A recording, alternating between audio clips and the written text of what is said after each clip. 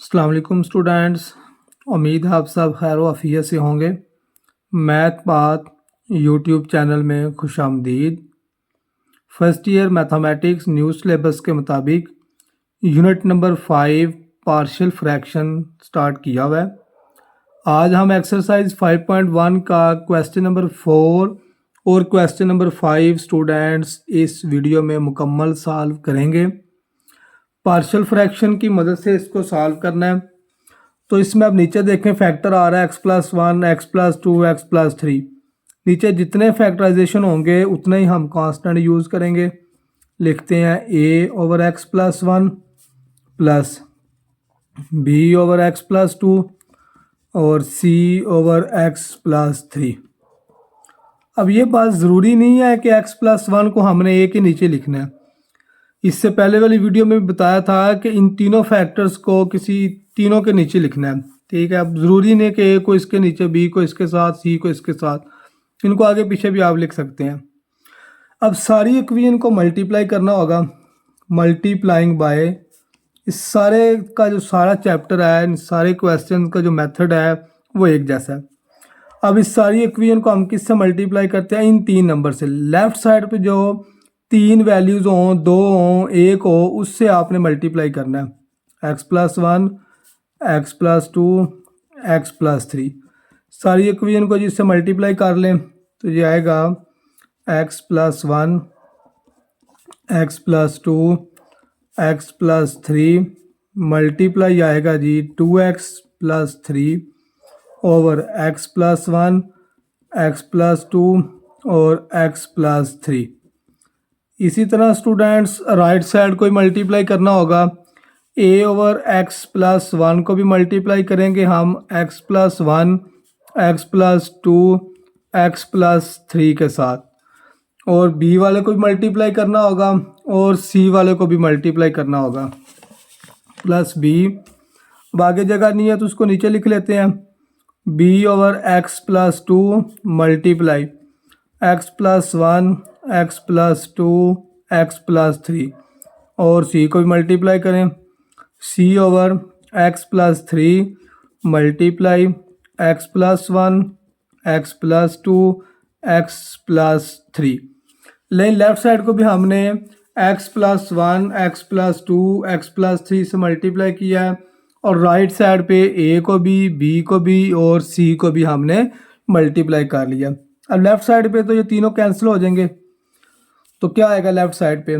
2x+3 is equal to, right side पे x+1 cancel होगा, a के साथ आएगा x+2, x+3 प्लस b वाला x+2 कैंसिल होगा तो b के साथ स्टूडेंट्स आ जाएगा x+1, x+3 और c वाला कैंसिल होगा x+3 से, x+3 से, तो c के साथ क्या आएगा? c into x+1, x+2। ये जो इक्वेशन आई है कटिंग होने के बाद, इसको इक्वेशन नंबर 2 का नाम दे लें। अब क्या करना होगा? नेक्स्ट स्टेप ये है कि हमने a, b और c जो कांस्टेंट लेट किए हैं उनकी वैल्यू फाइंड करनी है। a के नीचे क्या लिखा हुआ है? x+1, इसको 0 पुट करना है, फिर b वाले को 0 पुट करना है और फिर c वाले को 0 पुट करना है। पुट करें नेक्स्ट स्टेप में, put x+1 is equal to 0, x+1 is equal to 0, तो इधर से x की वैल्यू क्या आएगी? -1।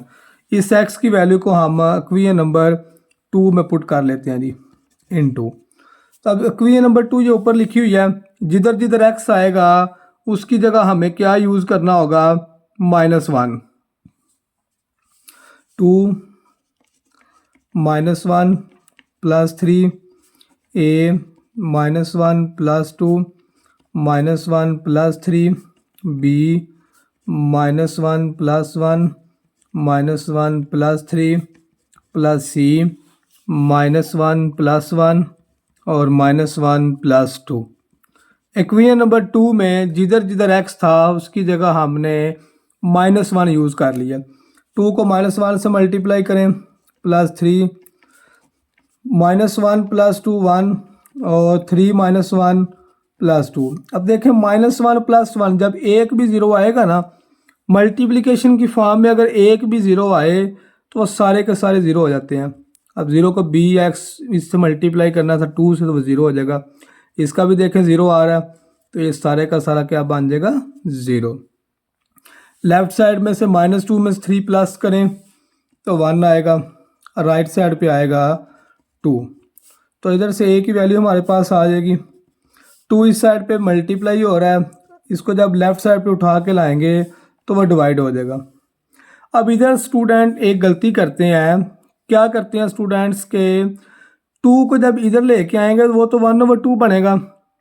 अब जल्दी में बाज़ का स्टूडेंट्स इसको a = 2 लिख देते हैं, जो कि गलत है, या 2/1 लिख देंगे। ये बात ठीक नहीं है। अगर आपने इधर तक क्वेश्चन ठीक किया तो फिर a की वैल्यू भी आपको ठीक लिखनी होगी। इधर तक क्वेश्चन ठीक किया, a की वैल्यू आपने गलत लिख दी है, 1/2 आ रहा है, आपने गलती से 2 लिख दिया, वो क्वेश्चन आपका ठीक सवर नहीं होगा, वो आपकी a की वैल्यू ठीक नहीं है, बेशक आपने इधर तक क्वेश्चन ठीक किया हुआ है। नेक्स्ट जी, अब b के नीचे हमने x + 2 लिखा हुआ है, उसको ज़ीरो पुट करते हैं जी। Put x + 2 = 0। तो इधर से x की वैल्यू क्या आएगी, -2।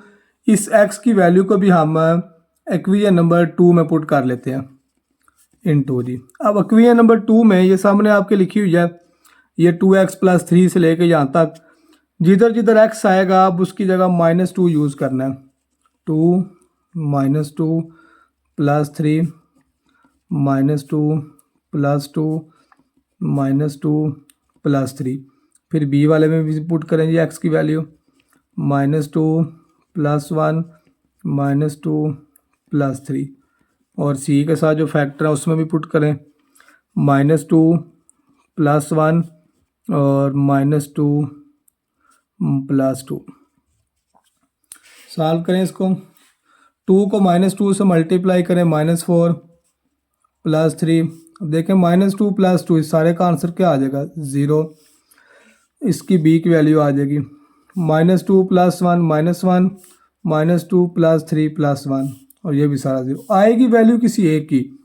अब ज़रूरी नहीं है कि अगर b वाली वैल्यू को हमने 0 पुट किया तो b का ही आंसर आएगा, आंसर किसी एक का आएगा, चाहे a का आ जाए, चाहे b का आ जाए, चाहे c का आ जाए, हमें किसी एक का आंसर चाहिए। अच्छा जी, अब इसमें क्या आ गया, -4 + 3 -1, b की वैल्यू आएगी, बाकी सारे तो 0 है, -1 इस साइड पे आके -1/-1, तो b की वैल्यू हमारे पास +1 आएगी, ये माइनस माइनस से काट जाएगा। अब हमारे पास c रह गया जी फाइंड करने वाला, c को फाइंड करते हैं। c के नीचे हमने x + 3 लिखा हुआ है, x + 3 को भी 0 पुट कर लें, पुट x + 3 = 0। तो इधर से x की वैल्यू क्या आएगी, -3। ये जो x की वैल्यू आई है इसे भी यूज़ करें इक्वेशन नंबर 2 में। इक्वेशन नंबर 2 है हमारे पास 2x + 3, तो x की जगह -3 यूज़ करेंगे, 2 - 3, a के साथ लिखा हुआ है x + 2 और x + 3, तो ये आएगा -3 + 2 -3 + 3, फिर प्लस b वाले के साथ भी पुट करें, -3 + 1 -3 + 3, और c वाले के साथ भी पुट करें। c के साथ लिखा हुआ है x + 1 × x + 2, तो ये आएगा -3 + 1 -3 + 2। 2 को -3 से मल्टीप्लाई करें, -6 + 3, अब ये 0 हो जाएगा सारा, -3 + 3 0, -3 + 3 ये भी सारा 0, और c की वैल्यू आ जाएगी -3 + 1 -2 और -3 + 2 -1, -6 + 3 का आंसर -3 आएगा, और -2 को -1 से मल्टीप्लाई करोगे तो +2 आ जाएगा। अब इसमें 2 जो हमारा राइट साइड में है ये मल्टीप्लाई हो रहा है, इसको जब उठा के लेफ़्ट साइड में लाएंगे तो वो क्या हो जाएगा, डिवाइड हो जाएगा। तो c की वैल्यू आएगी इधर से -3/2। लेकिन ये की वैल्यू भी हमारे पास आ गई है, बी की भी आ गया और सी की भी आ गया। ए की वैल्यू हमारे पास 1/2 आई है, बी की वैल्यू 1, सी की वैल्यू -3/2। इन तीनों वैल्यूज़ को इक्वेशन नंबर 1 जो हमने बनाई थी, जिसमें हमने लेट किया था ए बी सी, ये इक्वेशन नंबर 1 है जी। ए की जगह 1/2, बी की जगह 1 और सी की जगह हमने -3/2 यूज़ करना है। करें ये इक्वेशन नंबर 1 में वैल्यूज़ को यूज़, इधर लिख लिया करें from equation 1, from equation 1। Equation 1 क्या है जी हमारे पास? इक्वेशन 1 है 2x + 3 divided by x + 1 x + 2 x + 3 is equal to, A की वैल्यू हमारे पास आई है 1/2 ओवर x + 1, बी की वैल्यू 1 ओवर x + 2, सी की वैल्यू आई है -3/2 ओवर x + 3। अब ये 2 ऊपर डिवाइड हो रहा है, इसको नीचे x + 1 के साथ ले आते हैं तो ये आएगा 1/2 x + 1, ये वैसे ही सिंगल है और इधर भी 3/2 आ रहा है तो ये क्या हो जाएगा -3, 2 नीचे x + 3 के साथ आ जाएगा। लें जी, क्वेश्चन में हमने ए बी और सी की वैल्यू फाइंड कर लिया। नेक्स्ट चलते हैं जी क्वेश्चन नंबर 5 की तरफ। क्वेश्चन नंबर 5 में है जी x² + 4x + 5 over x + 1 into x² + 5x + 6। अब इसमें करना क्या है जी, इसमें जो डिनोमिनेटर है उसमें एक फैक्टर तो है। अब x² + 5x + 6 के भी पहले फैक्टर बनाएंगे। अब 6 के क्या फैक्टर आएंगे? 6 होगा 1 × 6, 2 × 3 और 3 × 2, दोनों के साथ प्लस आएगा।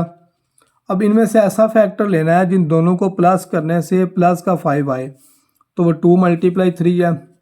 इसकी पहले फैक्टराइजेशन कर लें। अब ये आपको बता दूं कि ये प्रॉपर है, ऊपर x की हाईएस्ट पावर 2 है और नीचे जब x को x² से मल्टीप्लाई करेंगे तो वो x³ आएगा। तो इसका मतलब है कि जो ऊपर न्यूमिनेटर है उसकी डिग्री 2 है, डिनोमिनेटर की डिग्री 3 आ रही है, तो ये फिर प्रॉपर है।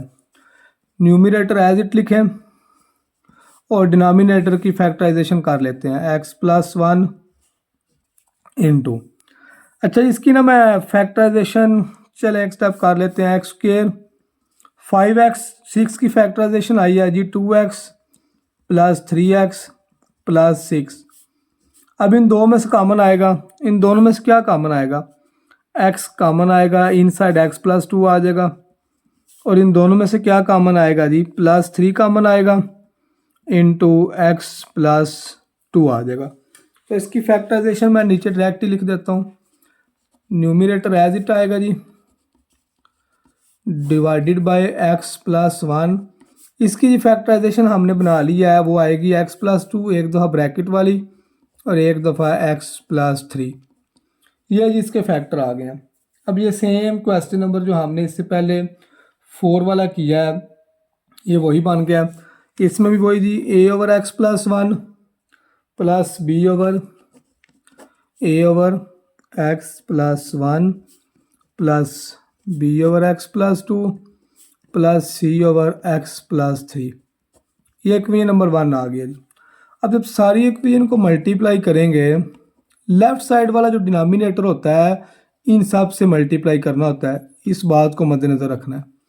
x + 1 x + 2 x + 3 से मल्टीप्लाई कर लें, multiplying by x + 1 x + 2 x + 3। तो ये मैं अब डायरेक्ट ही लिख देता हूँ। उम्मीद है आपको समझ आ गई होगी मल्टीप्लाई के बाद इनकी कटिंग किस तरह करनी है। तो लेफ़्ट साइड पे तो आएगा x² + 4x + 5, ये वाला सारा का सारा इससे कैंसिल हो जाएगा। अब a को जब इससे मल्टीप्लाई करना है तो ये x + 1 से क्या हो जाएगा कैंसिल, a के साथ ये दो वैल्यू आएंगी x + 2 और x + 3। इसी तरह b वाले को जब मल्टीप्लाई करेंगे x + 2 से कैंसिल, तो b के साथ स्टूडेंट्स x + 1 और x + 3 आएगा। लास्ट पे c रह गया तो x + 3 से कट जाएगा, सी के साथ आएगा x plus one x plus two. इसे नाम दे लेते हैं जी इक्वेशन नंबर 2 का। अब क्या करना होगा, अब ए वाले फैक्टर जो नीचे लिखा है इसको 0 पुट करेंगे, फिर बी के नीचे जो फैक्टर लिखा है इसे 0 पुट करेंगे, फिर सी के नीचे जो फैक्टर लिखा हुआ है उसे 0 पुट करेंगे, तो हमारे पास ए बी और सी की वैल्यू आ जाएंगी। ले पुट करें इसमें एक्स प्लस वन को 0, एक्स की वैल्यू हमारे पास -1 आएगी, इसको हम 2 में यूज़ कर लेते हैं। क्या आएगा जी, -1 का स्क्वायर +4 -1 +5 ए -1 +2 -1 +3 फिर प्लस बी -1 +1 -1 +3 फिर प्लस सी आएगा जी, सी इंटू -1 +1 और -1 +2 आ जाएगा। अब इवन पावर है ऊपर, अगर ऊपर इवन पावर हो नीचे साइन स्टूडेंट्स माइनस का हो तो आप लोगों को पता होना चाहिए प्लस हो जाएगा। जिधर भी पावर इवन हो नीचे साइन माइनस का है तो वो पावर क्या हो जाएगी, प्लस। अगर यही होता -1 का क्यूब, अगर पावर आड है नीचे पावर माइनस की, सॉरी अगर पावर आड है नीचे साइन माइनस का है तो वो माइनस ही रहेगा, और 1 का क्यूब 1 होता है, उसका आंसर -1 आएगा। और अगर इवन पावर है तो जो माइनस का साइन नीचे है वो प्लस में चेंज हो जाएगा, प्लस माइनस माइनस 4 1 दा 4 +5 -1 +2 +1 -1 +3 +2 बी भी 0 सी भी 0, 5 + 1 6 में से 4 माइनस करें 2 और 2 को 1 से मल्टीप्लाई करेंगे वो 2 इधर आके डिवाइड हो जाएगा। लें जी इधर से ए की वैल्यू हमारे पास 1 आ जाएगी, ए की वैल्यू 1। इसी तरह बी की वैल्यू भी हम फाइंड कर लेंगे और सी की वैल्यू भी फाइंड कर लेंगे। यकीनन सब बच्चों को इसकी समझ आ गई है कि ए बी और सी कैसे फाइंड करना है। मैं डायरेक्ट इसमें बी सी की वैल्यू लिख देता हूँ। बी की वैल्यू इसमें बच्चों -1 आएगी और जो सी की वैल्यू है वो आएगी +1। आपने वो सारा मेथड यूज़ कर लेना है। बी और सी वाला जो फैक्टर है उसको 0 पुट करके, तो बी की वैल्यू -1 सी की +1, तो लिखेंगे फ्राम इक्वेशन 1। इक्वेशन 1 हमारे पास क्या आया जी, x² + 4x + 5 x + 1 x + 2 x + 3। ए की वैल्यू इसमें 1 आई है जी, बी की वैल्यू -1 और सी की वैल्यू +1। ले जी हमारा क्वेश्चन सॉल्व हो गया। ए बी और सी जो हमने यूज़ किए थे कांस्टेंट के तौर पे उनकी वैल्यू हमने फाइंड कर लिया। उम्मीद है सब बच्चों को आज के लेक्चर की समझ आ गई होगी। अगर किसी बच्चे को समझ नहीं आई तो इंशाल्लाह कल भी प्रॉपर फ्रैक्शन के रिलेटेड ही वीडियो अपलोड की जाएगी। अगर वीडियो अच्छी लगी है तो चैनल को लाइक और सब्सक्राइब ज़रूर कीजिएगा। अल्लाह हाफिज़।